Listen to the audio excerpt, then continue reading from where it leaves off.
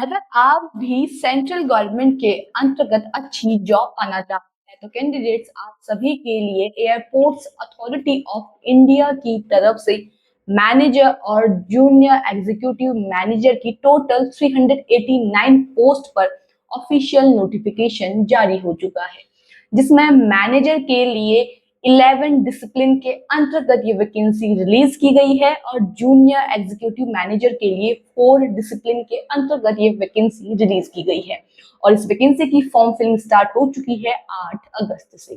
तो आज के इस वीडियो में हम इस वैकेंसी से रिलेटेड सारे इंपॉर्टेंट पॉइंट्स को कवर करने वाले हैं। तो चलिए वीडियो को स्टार्ट करते हैं।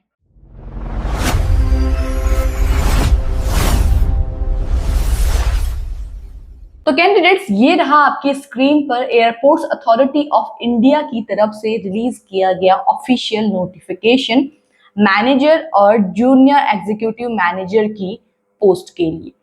अब मैंने यहाँ पे आपको कहा था कि मैनेजर के लिए अलग और जूनियर एग्जीक्यूटिव मैनेजर के लिए अलग अलग डिसिप्लिन के अंतर्गत ये वैकेंसी रिलीज की गई है।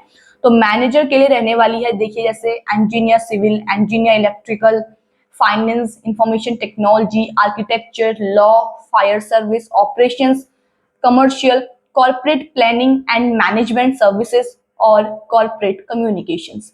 वहीं जूनियर एग्जीक्यूटिव के लिए रहेगी finance, law, operations, survey and cartography.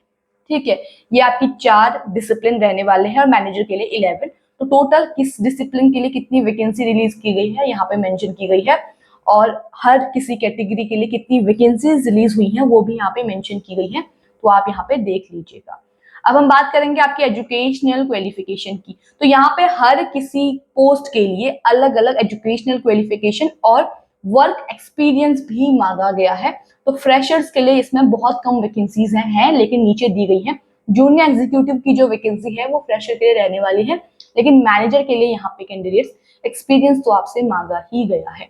जैसे यहाँ पे इंजीनियर सिविल के लिए आपके पास इंजीनियरिंग या टेक्नोलॉजी इन सिविल डिग्री होनी चाहिए। आपने बैचलर किया हुआ होना चाहिए या तो इंजीनियरिंग में या तो फिर टेक्नोलॉजी में इन सिविल, और आपके पास 3 साल का एक्सपीरियंस होना चाहिए।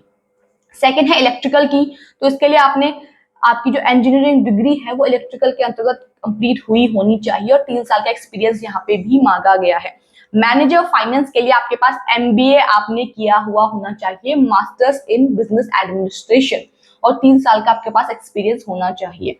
इंफॉर्मेशन टेक्नोलॉजी के लिए बैचलर डिग्री मांगी गई है इन engineering, technology in computer science, computer engineering, IT और इलेक्ट्रॉनिक्स। अगर ये नहीं है तो आपने मास्टर्स इन कंप्यूटर एप्लीकेशन तो किया हुआ होना चाहिए और 3 साल का एक्सपीरियंस भी आपके यहाँ पे मांगा गया है।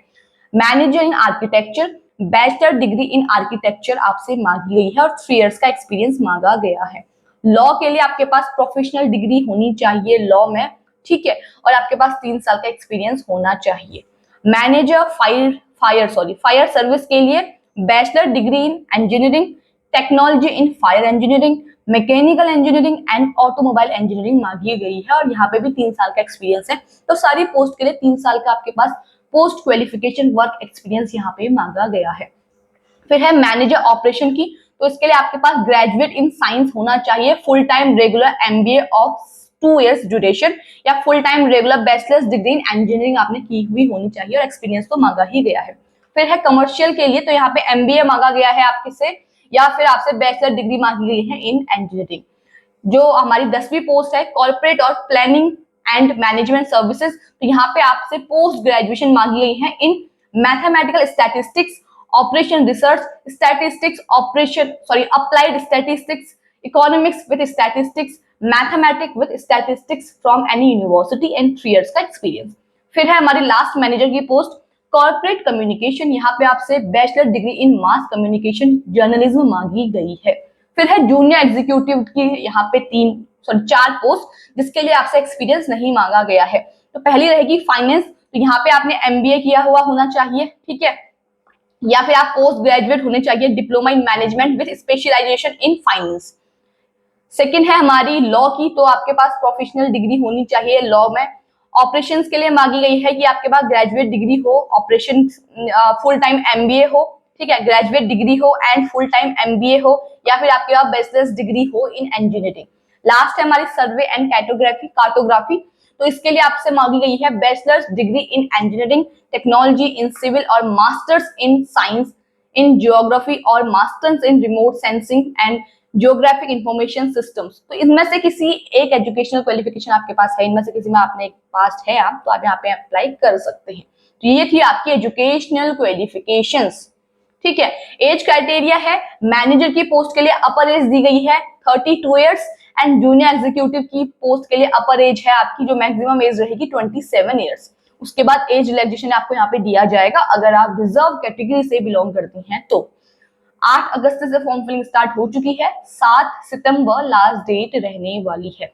पे स्केल की अगर मैं बात करूं, मैनेजर के लिए रहेगी 60,000 से 1,80,000 के बीच में, जूनियर एग्जीक्यूटिव के लिए रहेगी 40,000 से 1,40,000 के बीच में। ये आपका पे स्केल रहने वाला है, जो आपका सैलरी स्केल भी हम उसको कह देते हैं। अब बात करेंगे आपके सिलेक्शन प्रोसेस की। तो इसके लिए आपका सिलेक्शन होगा कंप्यूटर बेस्ड टेस्ट और इंटरव्यू के बिहाफ पे।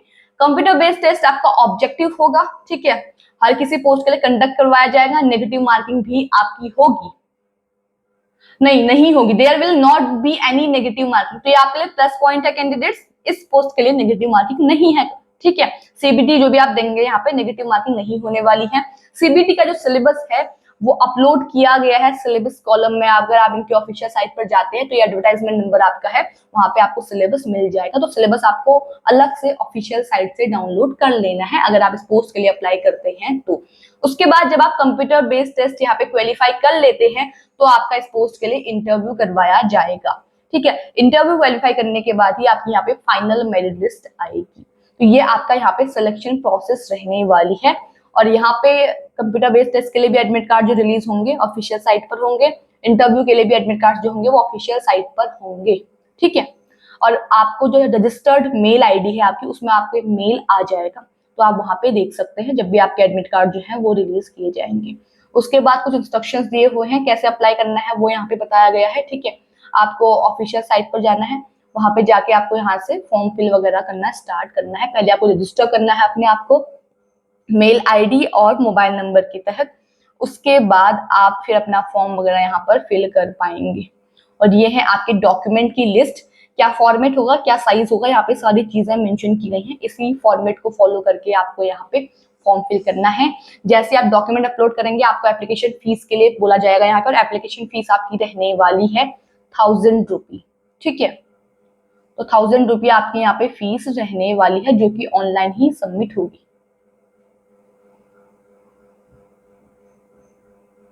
और उसके बाद यहाँ पे कुछ जनरल इंस्ट्रक्शंस आपको दिए हुए हैं जो आपको यहाँ पे ध्यानपूर्वक पढ़ लेने हैं।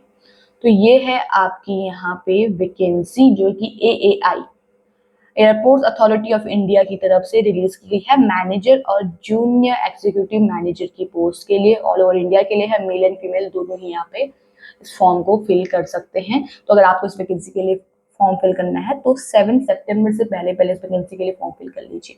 फॉर्म फिल करने के लिए लिंक आपको हमारे डिस्क्रिप्शन बॉक्स में मिल जाएगा और डिटेल नोटिफिकेशन का लिंक भी आपको हमारे डिस्क्रिप्शन बॉक्स में मिल जाएगा, तो वहां से आप इसे डाउनलोड कर सकते हैं। बाकी आज की इस वीडियो में इतना ही। ऐसे ही गवर्नमेंट जॉब से जुड़ी हुई जितनी भी नोटिफिकेशंस आती हैं, वैकेंसीज आती हैं, उनसे अलर्ट रहने के लिए आप हमारे चैनल को जरूर सब्सक्राइब करें।